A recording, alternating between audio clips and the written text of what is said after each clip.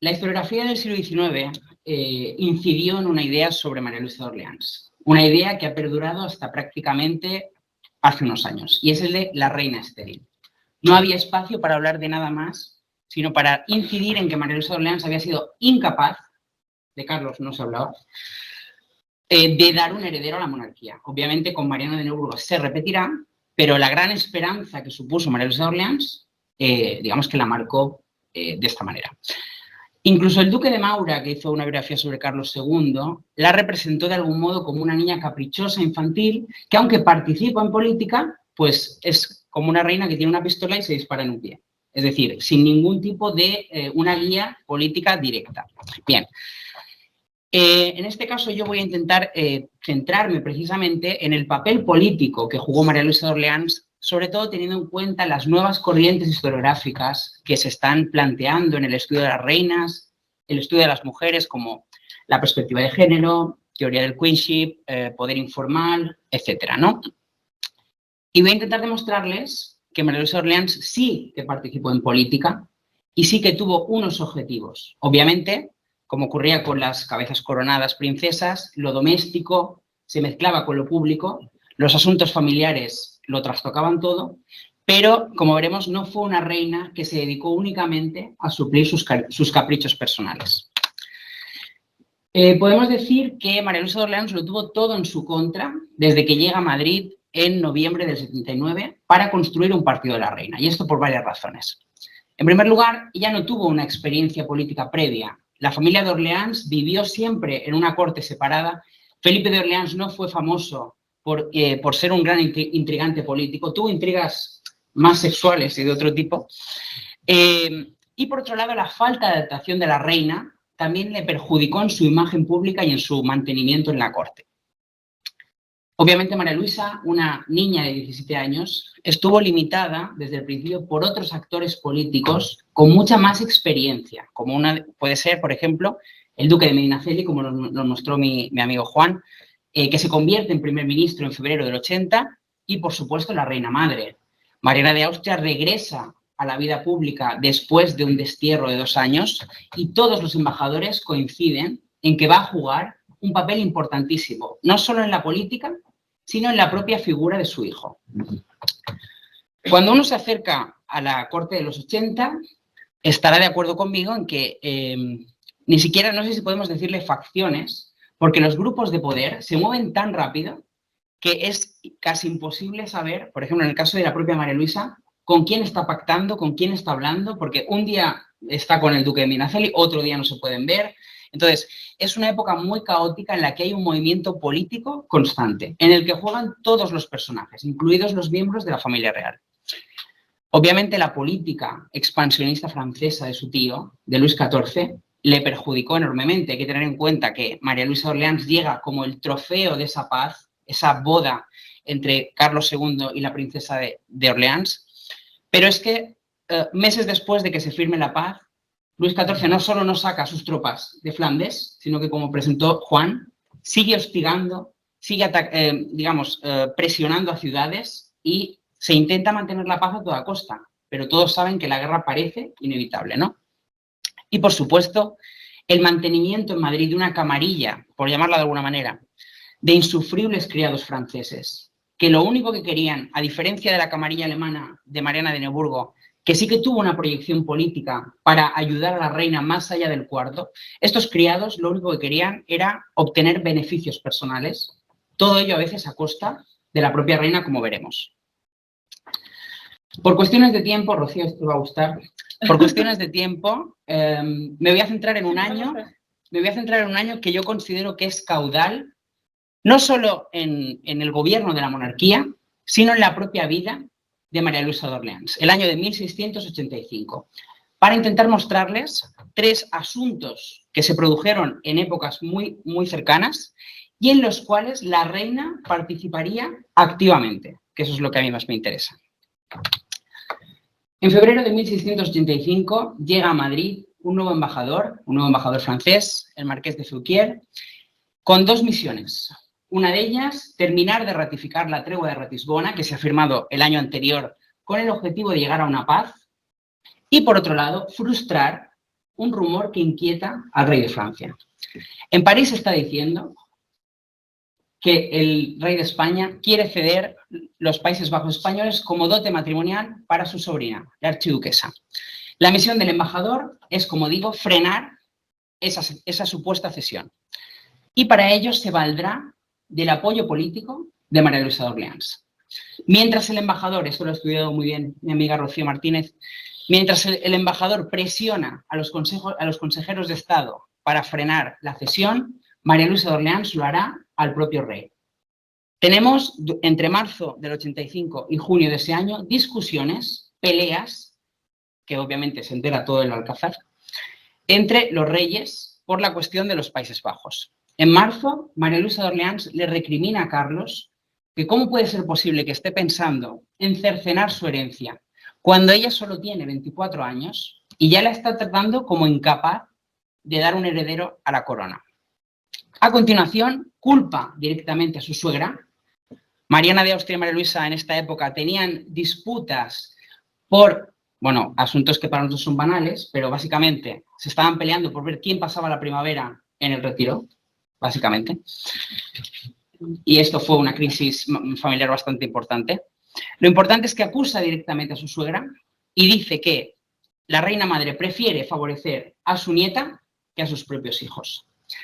Habrá más discusiones, como registra el embajador francés, que era un aliado político de la reina muy importante, y en junio del 85, un diplomático florentino, Carlo Ridolfi, dice que cuando los reyes regresan de Aranjuez, se producen, dice, grandísimas desazones han pasado entre el rey y la reinante, hasta haber llegado a exterioridades de grandísima indecencia, que no será posible tolerar esta violencia y descompostura, e incide, francesa. Por otro lado, en esa época llega a su final la tragicomedia que se está escenificando desde hace un año, que es la caída del primer ministro. En el 1684, la confianza de Carlos II en Medinaceli, sobre todo después de la tregua de Ratisbona, cae estrepitosamente y Medinaceli, como buen válido que en parte era, pues hace lo que hacen los grandes válidos, que es me voy donde se me quiere, ¿no? Entonces, el clan de los Medinaceli, con la duquesa a la cabeza, busca la ayuda de la que parece la única que puede detener esa caída, que es la reina. Curiosamente, María Luisa de Orleans es la peor enemiga de Medinaceli. Habían tenido, María Luisa le había, bueno, por distintos asuntos, le había negado la entrada a su cámara, le hacía desplantes en la Real Capilla, y sin embargo, lo que hará la duquesa será buscar la ayuda de los criados franceses para hacer ver a María Luisa que Medinaceli era, esto Juan si quieres lo debatimos, era y había sido siempre el menor de los males. Que podía llegar otro ministro, hay que tener en cuenta que en esta época Carlos está privilegiando de algún modo al conde de Oropesa, que es como la nueva estrella en alza, y es por eso que desde el 84 María Luisa de Orleans se convierte en la mayor valedora del duque de Medinaceli. ¿Qué ocurre? En la primavera del 85 Carlos II está decidido a que Medinaceli dimita, está esperando la dimisión de Medinaceli, y es entonces cuando el embajador francés recoge una reunión entre la reina madre, la reina consorte y el propio rey, en la que ambas reinas llegan a un acuerdo político y fuerzan a Carlos de algún modo a que si él decide que Medinaceli tiene que irse, debe gobernar solo. Siempre se ha dicho que el conde de Oropesa fue el responsable de no aceptar el valimiento, pero es que el conde de Oropesa sabía que María Luisa de Orleans estaba, como pone aquí en este fragmento, vigilando en la sombra que el rey gobernara en solitario, presionando a Carlos, que al final el cuarto ayuda mucho, une mucho, yo creo. Entonces vemos que María Luisa de Orleans asume un papel políticamente activo, forzando al monarca de algún modo. La propia Mariana también tenía intereses porque como tenía miedo de que apareciera, como explicaré ahora, un favorito de la reina como futuro válido, pues ambas reinas llegan a un acuerdo político.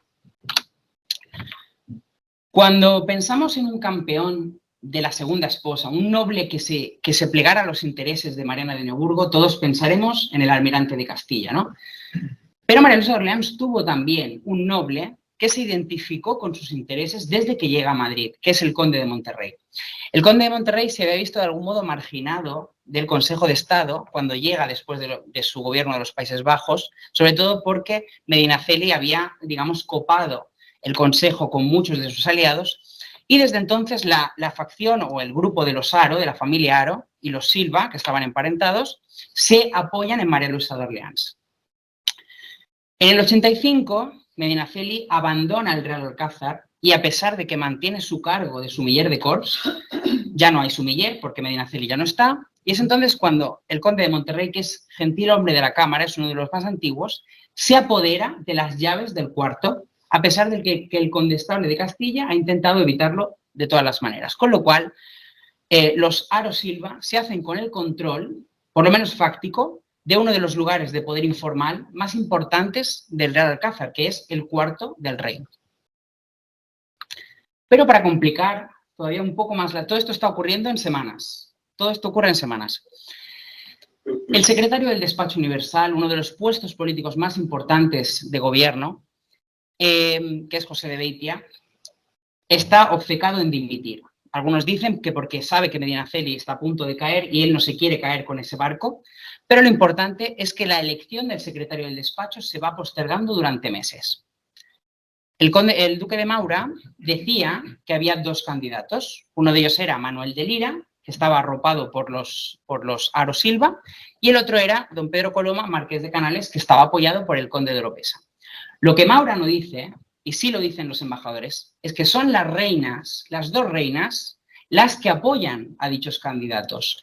María Luisa de Orleans, que cuenta con la confianza del conde de Monterrey, apoyará a Manuel de Lira. Hay que tener en cuenta que Manuel de Lira era amigo y colaborador de Monterrey, ya que uno fue embajador en La Haya y el otro fue gobernador de los Países Bajos. Y por otro lado, la reina madre apoya a don Pedro de Coloma, marqués de Canales. Con lo cual, las reinas presionarán al rey y supuestamente esta es la razón por la que la decisión se va postergando. Finalmente, las presiones amorosas, ya lo llamaremos así, consiguen que Carlos se posicione en favor de Manuel de Lira. Con lo cual, parecía, hay que tener en cuenta, y eso lo digo siempre, nosotros sabemos cómo acaba la historia, ellos no lo sabían. En esta corte en la que los movimientos de facciones eran continuos, nadie sabía qué es lo que iba a pasar, pero por lo que parecía, había un verdadero partido de la reina. Es decir, el conde de Monterrey y el duque de Pastrana se habían hecho con el control del cuarto, Manuel de Lira estaba ya como secretario del despacho, y por lo que parecía, distintos nobles se estaban acercando a lo que llamaban el valimiento de la reinante. Hay algunos nobles que jamás se habían posicionado con María Luisa, como por ejemplo don Pedro de Aragón, que sin embargo le hace llegar un mensaje al embajador francés, como aparece en el segundo párrafo, y le dice que le transmita a la reina de España que él es su servidor, así como la pluralidad de los consejeros de Estado. Con lo cual, parecía que María Luisa de Orleans se había hecho con el control o la influencia del rey, incluso por encima de la reina madre. Y es en estas circunstancias, casualmente, en que se desata un rumor que no salpica a la reina, la embadurna de arriba abajo. Se dice que la reina está tomando abortivos, esto supongo que lo habrán escuchado porque es muy conocido este pasaje. La reina tomaba abortivos para no quedarse embarazada y así que un príncipe de Francia asumiera el trono. Bien, lo que historiadores como Arturo Chavarren no dicen cuando analizan esto es que este rumor no era nuevo. En el 82, el conde de Bogollón ya hablaba de este rumor, un rumor al que no se le daba ningún crédito. Qué casualidad que en esta época en la que las hechuras o los aliados de la reina están controlando los puestos de poder, se le toma en serio. A finales de julio, el conde de Oropesa, que es el que dirige, digamos, en la sombra está colaborando con Carlos II, asume el control del proceso que se abre contra los criados franceses, en concreto contra la antigua nodriza de la reina, Mademoiselle Cantin, que se le llamaba la Cantina, y su esposo. Ambos serán arrestados, interrogados y torturados. De hecho, la Cantina quedará tullida de un brazo porque no abrió la boca, según lo dice el embajador, dice, no, nunca habló. Y en las semanas siguientes se desatan disturbios en Madrid, disturbios antifranceses. Lo he puesto entre comillas porque bandas callejeras atacaban a cualquier persona que se pudiera identificar con Francia. Ya podía llevar pues, algún vestido francés, oír que hablaba francés. De hecho, hubo asesinatos por las calles. Y María Luisa de Orleans, por seguridad, quedará aislada en sus aposentos, alejada de todos. Me refiero, sus criados ya no están, los nobles comienzan a abandonarla, y me gustaría incidir en estos testimonios, sobre todo en el primero, para intentar hacerles ver que, en mi opinión, todo el asunto de los venenos, ese asunto de los abortivos, fue una campaña que se estaba orquestando, como dice aquí Carlo Ridolfi, que es maravilloso, bueno, es un, con perdón por la expresión, un cotilla, porque se enteraba de todo lo que pasaba en el Real Alcázar. Él lo veía claro, decía: habiendo los más astutos de la corte formado este concepto de la introducción de Lira, es decir, desde el momento en el que Lira se convierte en secretario del despacho apoyado por la reina, previnieron también que sería preciso, esto es lo que está en negrita, a todos sus contrarios el tratar luego de dar cuerpo a las embrollas de esos franceses y poner una criminalidad y cuento pesadísimo sobre la reinante para tenerla bajo su parcialidad. Es decir, esta campaña de los venenos vino en el momento perfecto. Como digo, distintos nobles que habían apoyado a María Luisa de Orleans comienzan a abandonarla. El propio Pedro de Aragón, en una consulta del Consejo de Estado, decía que cómo se podía castigar al pueblo de Madrid si realmente lo que estaba haciendo el pueblo de levantarse en armas era por fidelidad y amor al rey, porque se suponía que estaban envenenando al rey. Ese era el rumor que estaba corriendo. Con lo cual, ¿cómo vamos a castigarlos? En estas circunstancias, la fábrica de rumores de la corte vuelve a ponerse en marcha y se escuchan rumores de todo tipo que transmitirá el embajador francés. Se dice, esto no se sabe si es cierto, que el conde de Oropesa se ha entrevistado con juristas para saber si estos rumores se podían considerar delito de lesa majestad por parte de la reina y si, y aquí viene el plato fuerte, se podría considerar repudiarla. Esto no se sabe, obviamente, si es cierto. De hecho, yo lo veo más como una campaña para hacer daño, porque ya eso llegó a María Luisa, obviamente. Y teniendo en cuenta que María Luisa se halla aislada en sus aposentos, alejada de su querida cantina, abandonada por todos los nobles, entra en un espacio de delirio, de paranoia, y escribirá esta carta, una carta que ella escribe a Luis XIV y que hace llegar al embajador francés a través del confesor. Otra cosa en la que no estoy de acuerdo con algunos artículos es que el confesor de la reina no actuara en política, cosa que no es verdad. Esta carta básicamente le dice a su tío que si no actúa, que si no interviene, como aparece en las primeras líneas, ella está convencida de que la matarán, de que acabarán con ella. Claro, Luis XIV obviamente responde y dice que si se toca un solo pelo de su sobrina, enviará a los ejércitos de Francia sobre España. Por cuestiones de tiempo no puedo seguir analizando la trayectoria política porque es una investigación que es enorme, pero me gustaría acabar con algunas reflexiones para abrir debate y proponer nuevas investigaciones al respecto. En primer lugar, el intervencionismo político de María Luisa de Orleans fue un fenómeno progresivo que marcó prácticamente toda su vida en Madrid. Es decir, desde que María Luisa llega a Madrid, ya comienza a intervenir en política. Esto lo he hablado mucho con Juan. Al principio torpemente, al principio comete errores graves en política, pero ella aprende. De hecho, en el 85 se observa perfectamente que ella comienza a trazar una línea política clara en comparación a los años anteriores. Por otro lado, sí que creo que se sentaron las bases para la construcción de un partido de la reina, pero este partido estuvo siempre limitado. Había agentes políticos, la reina madre, el conde de Oropesa, que fue un gran político, un hábil político, el propio Manuel de Lira, que supo manejarse muy bien, que de algún modo limitaron esa formación de un partido. Pero sí que creo que existió una especie de, le podemos llamar como queramos, protopartido o grupo de poder. Por otro lado, los diplomáticos coinciden todos los embajadores que yo he consultado coinciden en que la influencia de María Luisa de Orleans en Carlos es una realidad. Es decir, ese supuesto amor infantil tiene un componente político muy importante. Y es que el rey confiaba en su esposa, se preocupaba. De hecho, una cosa que no he dicho es que durante todo el proceso de los venenos, Carlos estuvo constantemente con ella en el cuarto. Cuando María Luisa de Orleans deja de comer y se pasan los días llorando, Carlos llama al confesor para que intente ayudarla porque realmente se preocupa por ella. Parece un poco telenovela, pero parece que ama a su esposa, que la quiere. Y me gustaría acabar con una frase del gran Carlo Ridolfi, que nos ha fascinado a tantos, que dice, esto ocurre meses después del asunto de los venenos, cuando supuestamente toda influencia de María Luisa ha desaparecido. Dice, la reinante predominando siempre sobre el ánimo del rey con escándalo y grandísimos inconvenientes que sería largo asunto ponderarlos. Lo importante al final que he intentado presentarles es que María Luisa de Orleans es un personaje histórico fascinante. Bueno, todos los que me conocen saben que estoy enamorado de esta mujer. Está casada. Que está, y bien muerta también. Y que merece una revalorización historiográfica en firme y sobre todo una gran biografía, que ojalá salga algún día, sobre, pues como digo, una gran reina del siglo XVII. Gracias.